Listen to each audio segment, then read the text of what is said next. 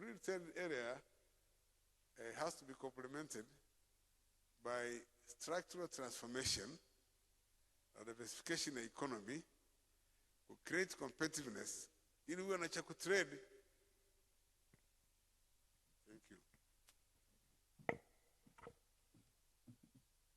Okay, thank you. We are coming to the second round of questions. The microphone, okay. Students, where are the students? I don't see students. Okay.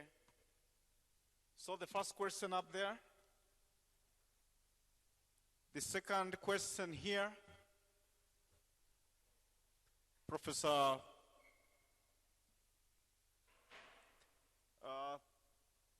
Questions. The third question here. The fourth question. The fourth question there. And the last question.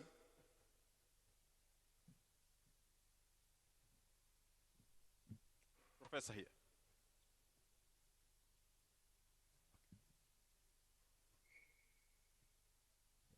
And we shall have the sixth question there. Okay, let's begin with the first question up there. Hello, take the mic up there. No, we have a student up there. That is the first question.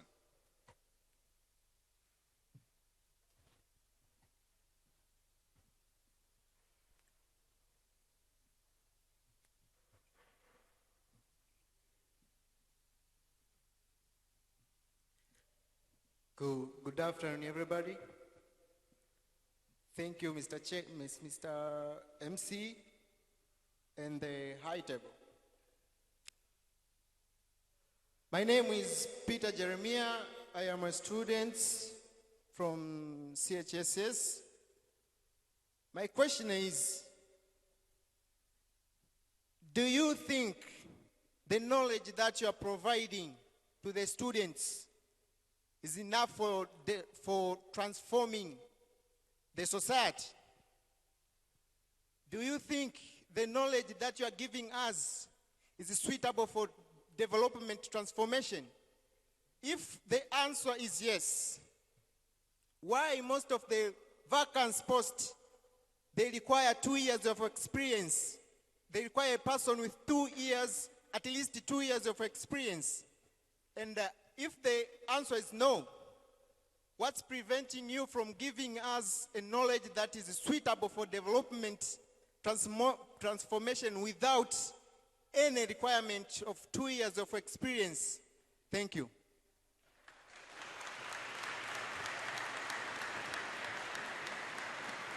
The second question here. Thank you very much, and thank you, keynote speaker, Professor Wangwe. My name is Julius Nyahongo.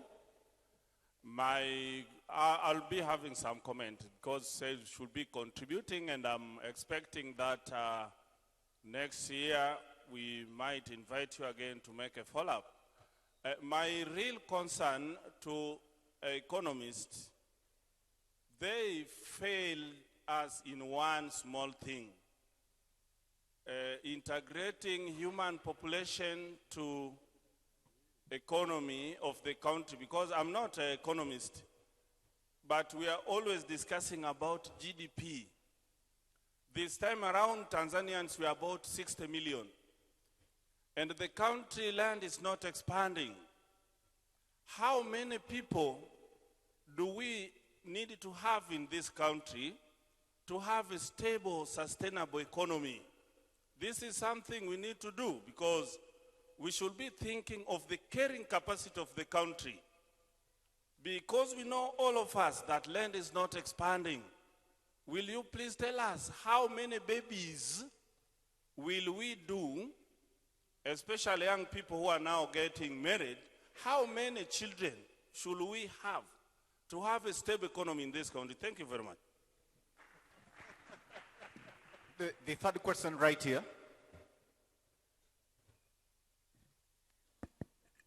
Thank you very much, the guest speaker.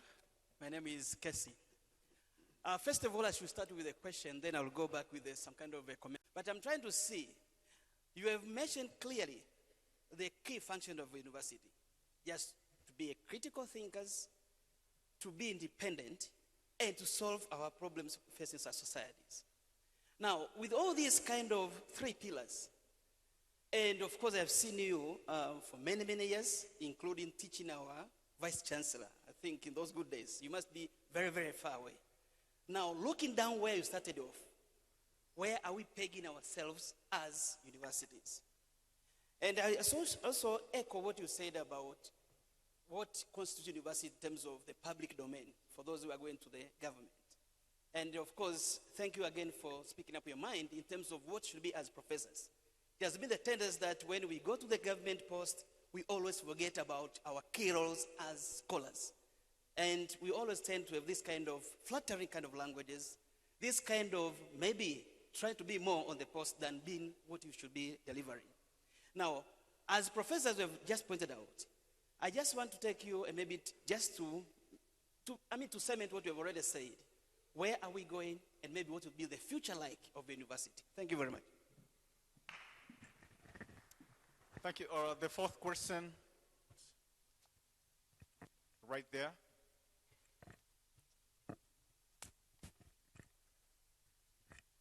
Good afternoon, everybody. I'm Tulibako Mwakasege from the History Department. The keynote speaker has very well historicized the history of colonialism on the history of education. To me, it is very likely to say colonialism still exists in education as a tool for transformation. In Tanzania and in Africa at large. Also, the keynote speaker has clearly touched the issue of publication, and this is where my question is going to be posed. I believe Africans are very good at knowledge and skill as well. Now, Professor Wangwe, we need it to be clear to us, how can we make our own outlet publications stronger and global or globally known compared to those who are coming from outside? I mean from US or in other part of the world, excluding Africa. Because if we are not going to have knowledge on this part, the issue of free market is going also to undermine our own outlet of publication.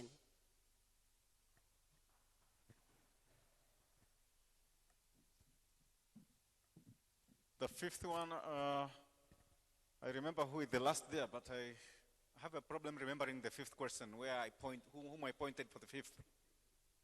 Oh, yes, it was here, Professor here.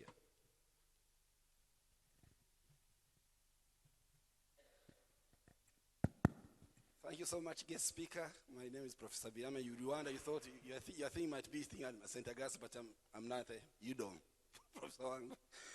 Okay, I have maybe one should be question, another could be a comment. But my concern is, I remember when I was at the University of Dar es Salaam, I used to read your books, first year, second year. I was the Department of Economics. But now, the trend of this academician, Professor Senior Lecturer, publishing books is the basic reference for their students is declining. I think we support that one. But at the same time, the trend of so many individuals would like to aspire to get this, climbing up the ladder, getting PhDs in the profession, there are so many.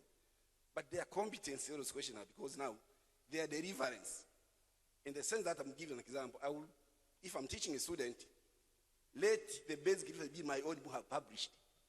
But that's no longer the case. What's the problem now? And what should be the way forward? Thank you so much. Thank you. And we have the last question that side.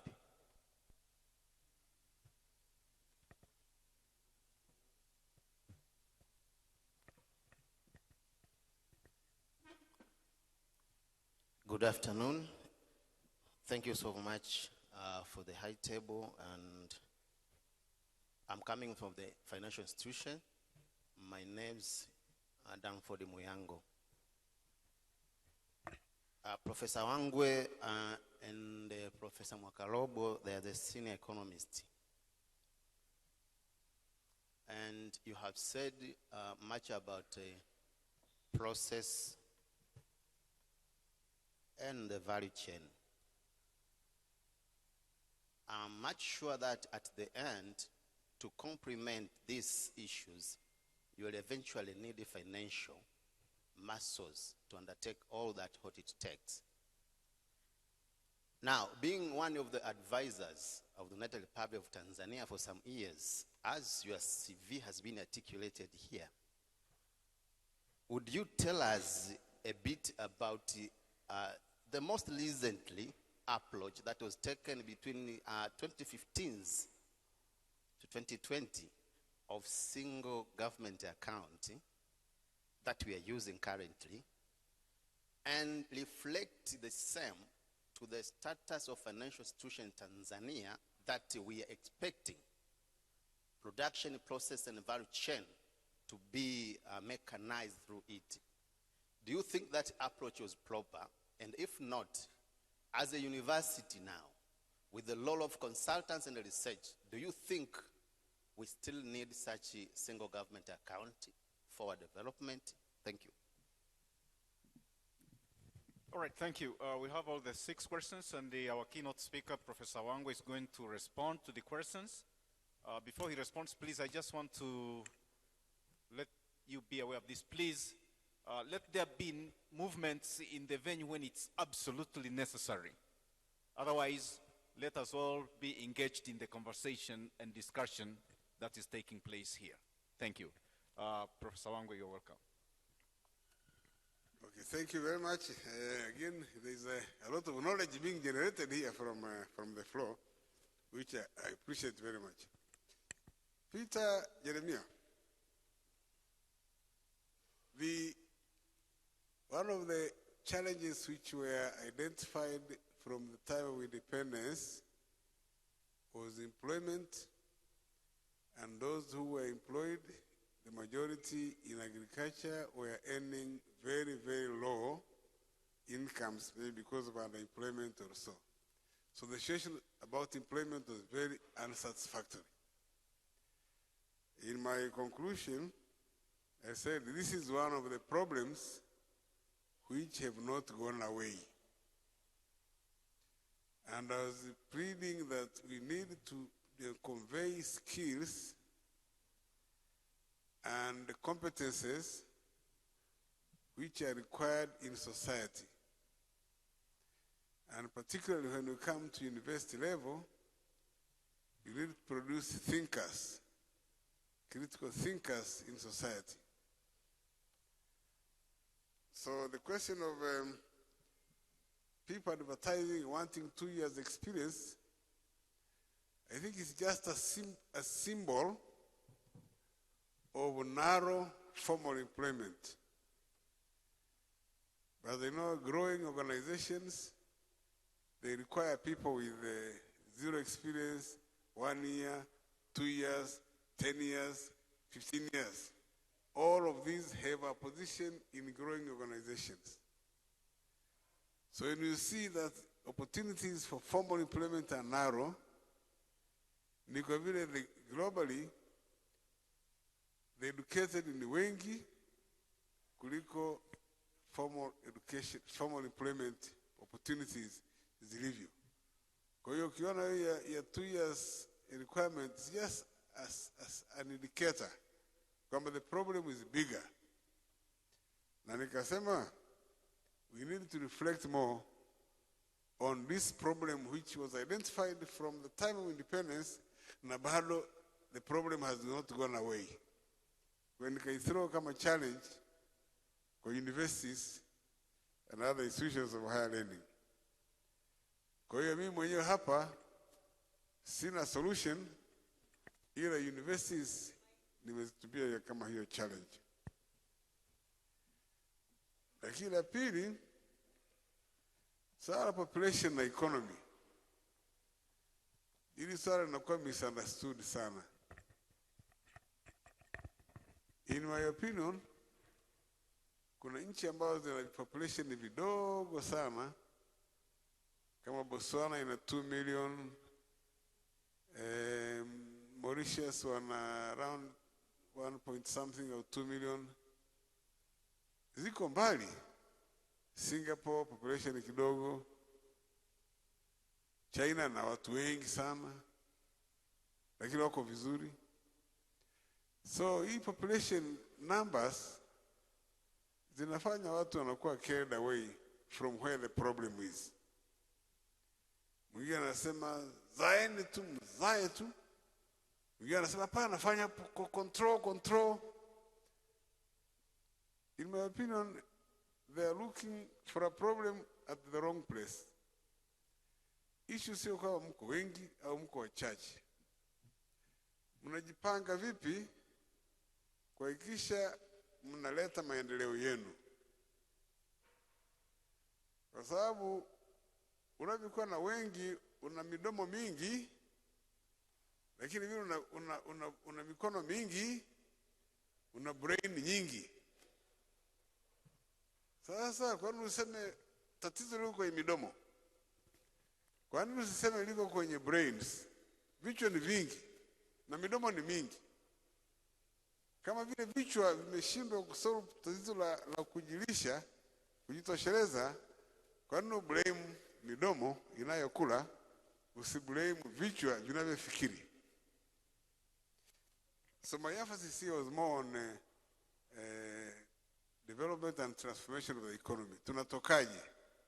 And to be able to deliver education ambayo in understanding of the society na changamoto zake.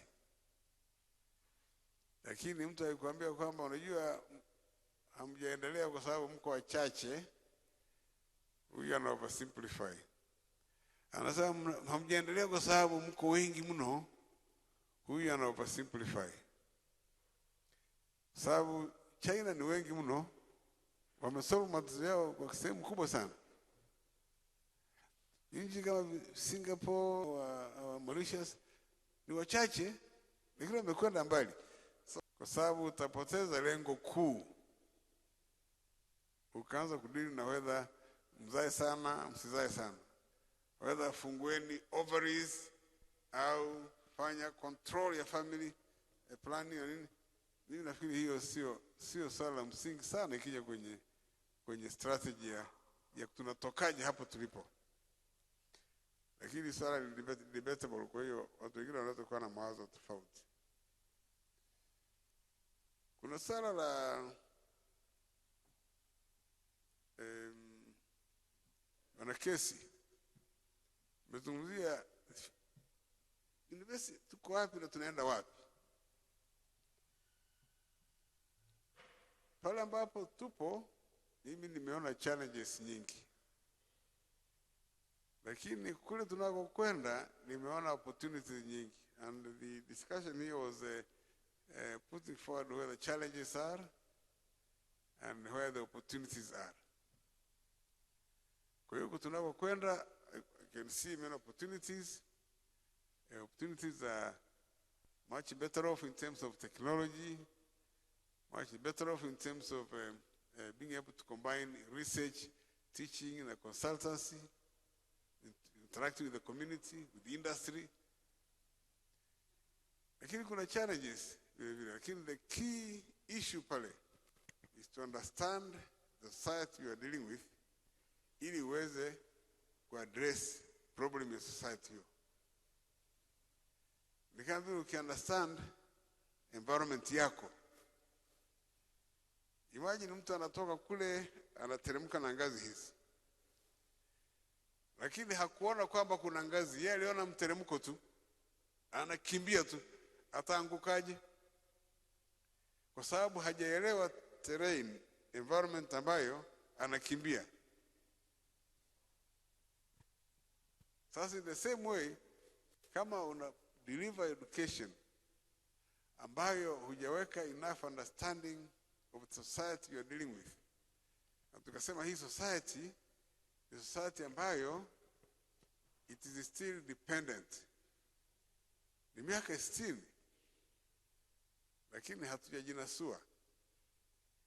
Naona kinachotokea DRC, nikasema kinachotokea Libya, kinachotokea kwenye nchi kama zetu hizi, ile role ya aid, unapewa aid kama ni msaada wa kusaidia kuendelea, lakini inafanya thinking yako inalala.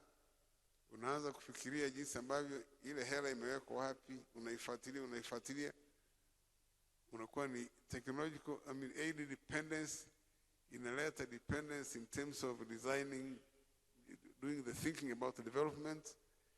Kwa hiyo kuna hizo changamoto ambazo zinahitaji ku do away with the dependence, cut links.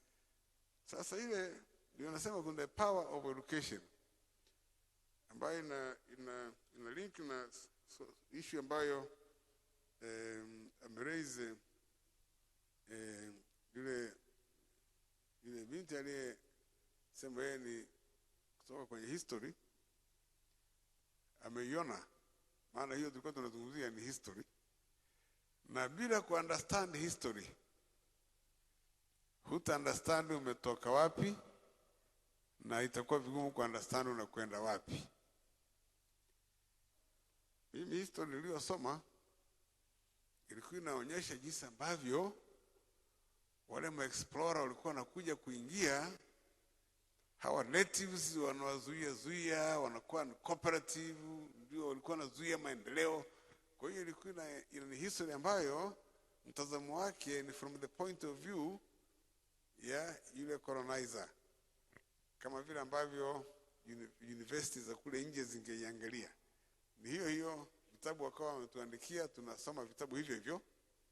Kwa hiyo unaona, tulikuwa tunaona wazungu bwana walikuwa wanaleta vitu vizuri, lakini watu wanasumbua, akina Mkwawa wanapiga mikwala, wanazuia.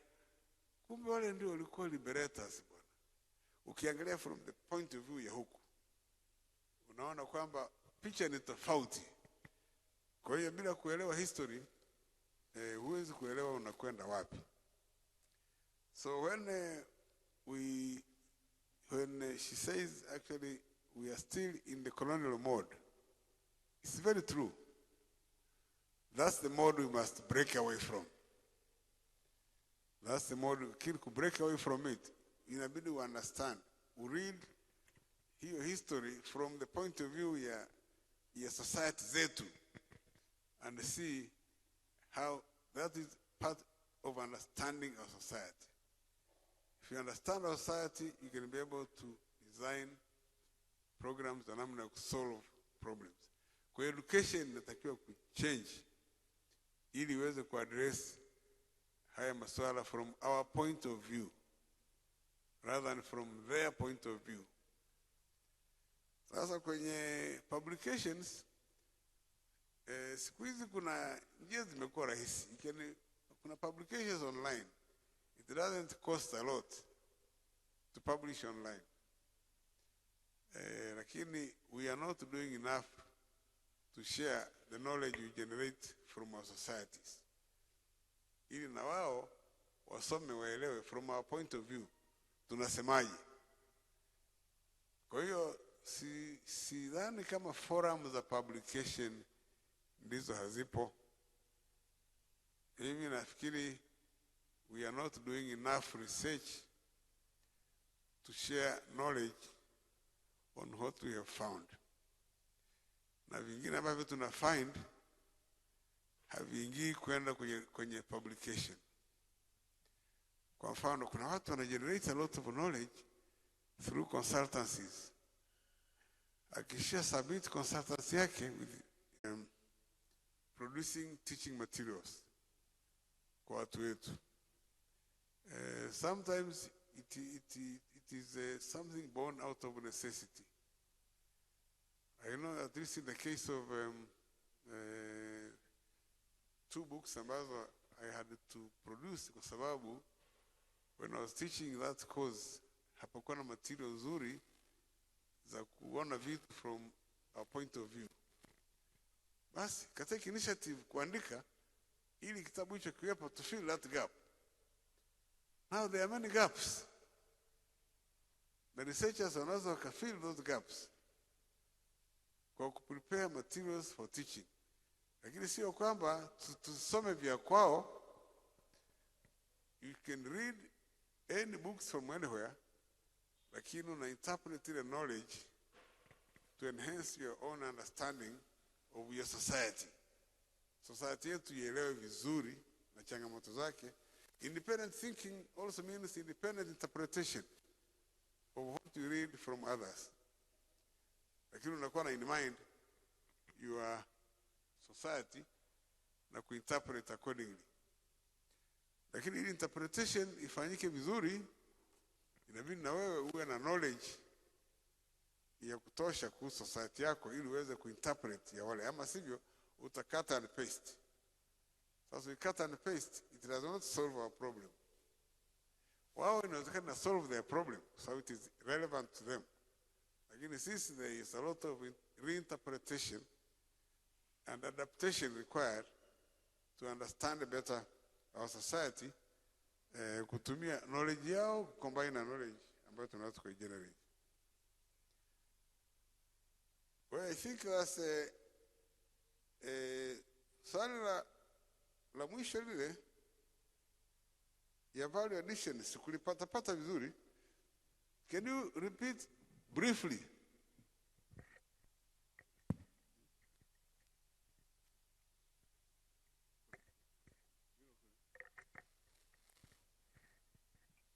Thank you, Professor. Kwa lugha rahisi, what were you saying? If I was a student in your class, hapo ningefeli.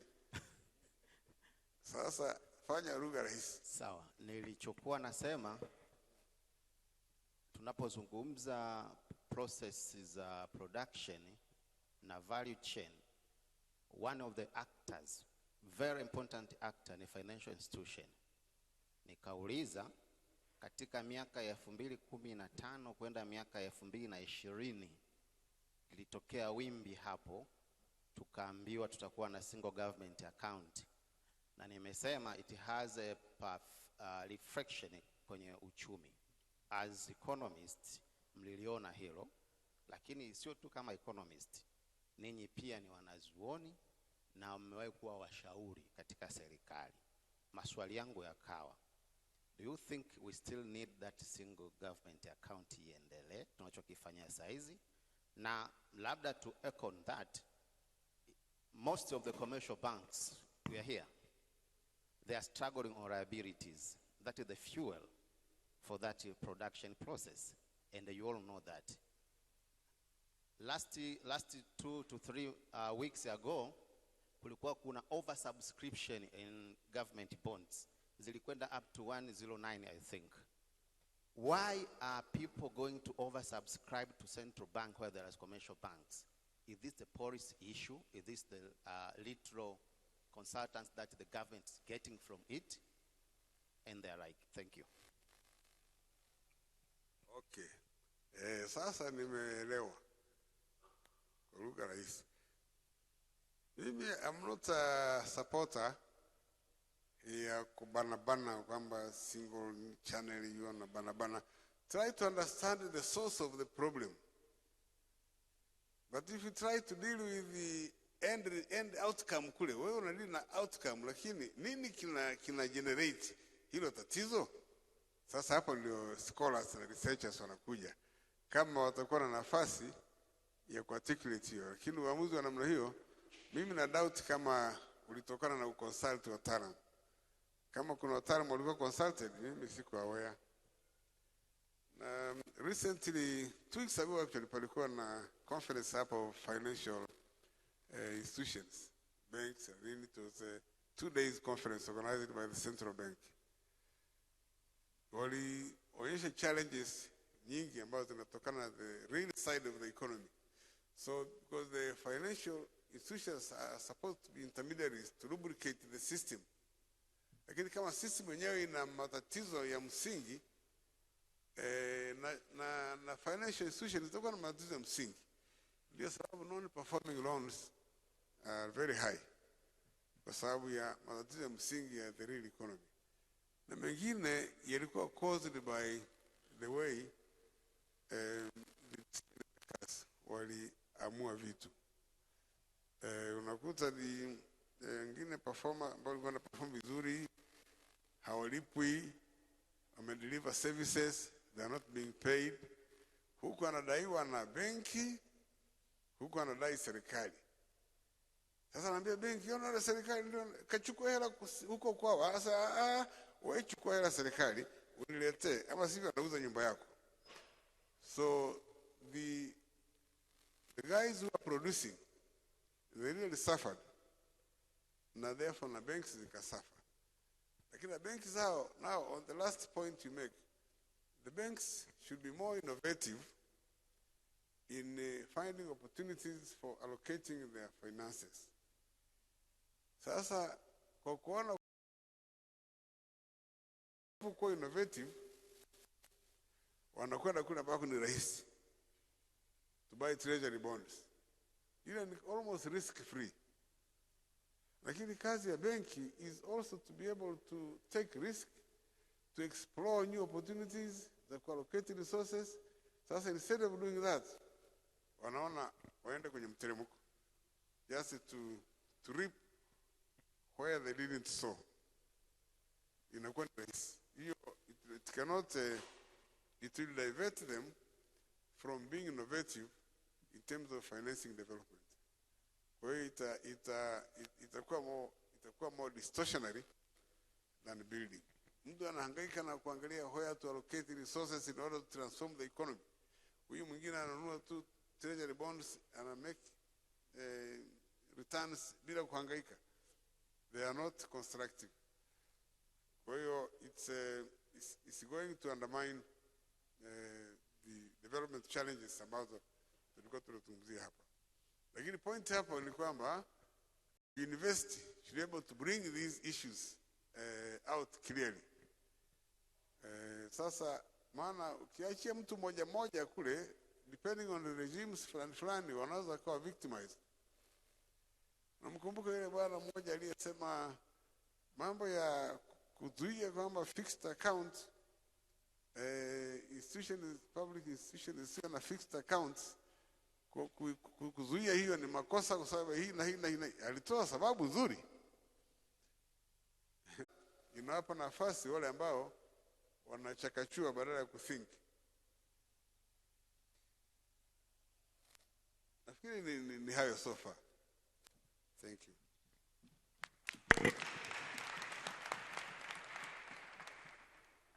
Well, I think it has been wonderful, and I'm sorry that because of time, we cannot have another round of questions. I understand we still have a lot of questions, but because of time, let it be enough for today. So it has been a wonderful job by the keynote speaker and all people who have asked the questions.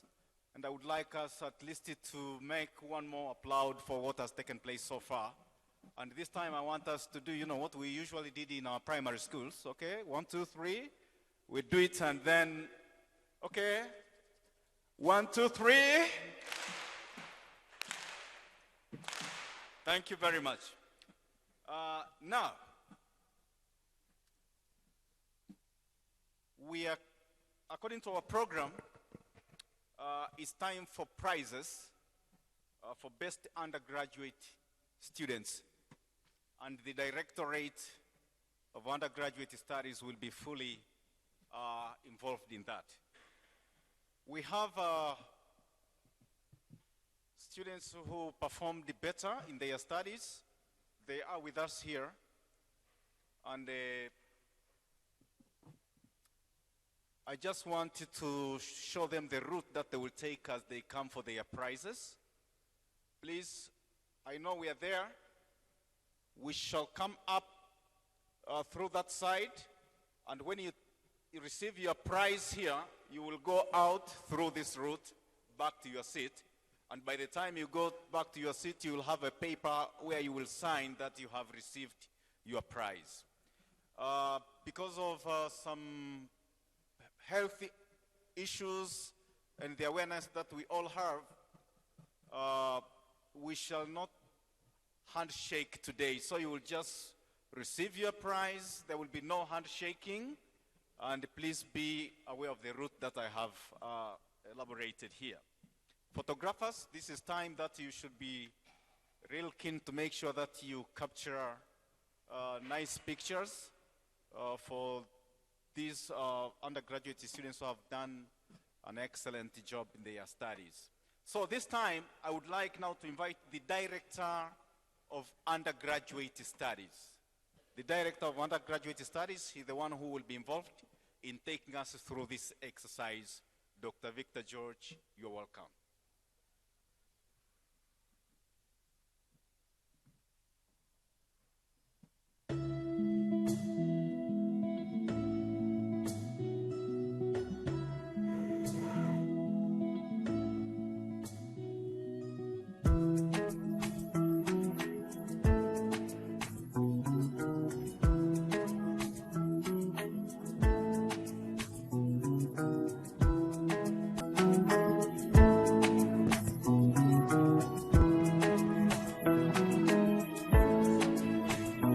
Professor Mpanduji, President of the Convocation, Professor Wangwe, Principal, Deans and Directors, UDOM staff, UDOM partners, students, ladies and gentlemen, good afternoon. After having a brilliant presentation and discussion from Professor Wangwe, allow me now to present UDOM Academic Excellence Award on different categories. We have different academic awards that will be offered today. And the first one is Vice Chancellor Academic Award Excellence. And this goes to overall best finalist student in the university. And that is Gimonge Jomo.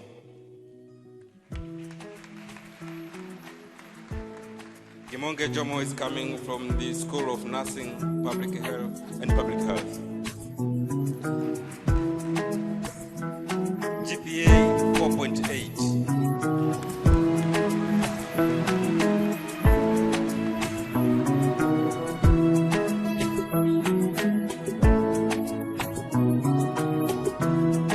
Next to that, we will have CRDB Bank Academic Excellence Award.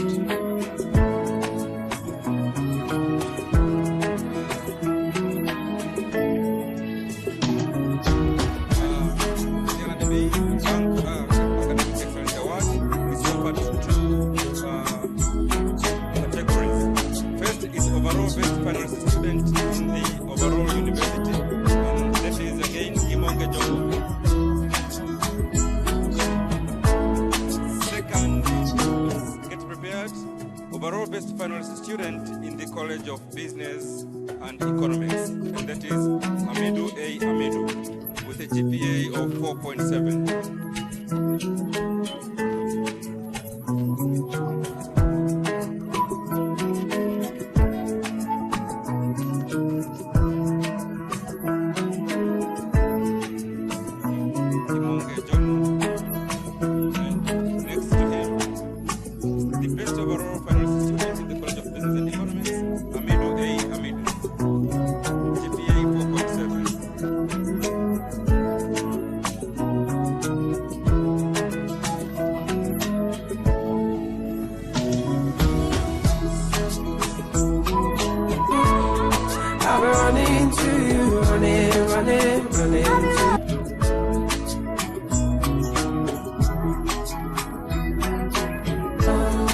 I've been running to you. You got your funny.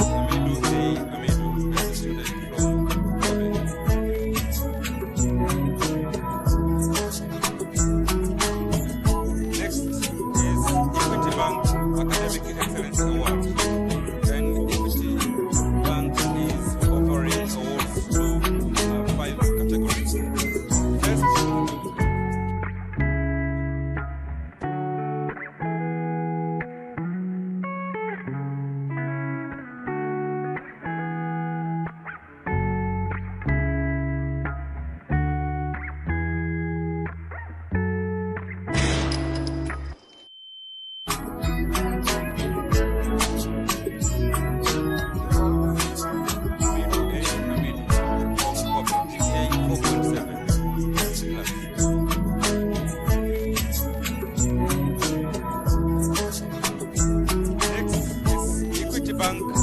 Excellence Award.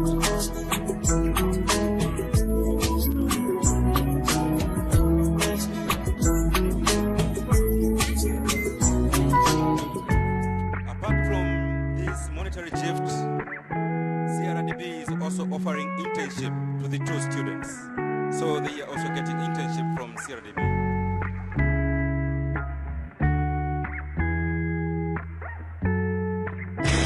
I'm also being told that we will be having another 15 students from Kobe and CIVE who have done brilliant in their academic endeavor.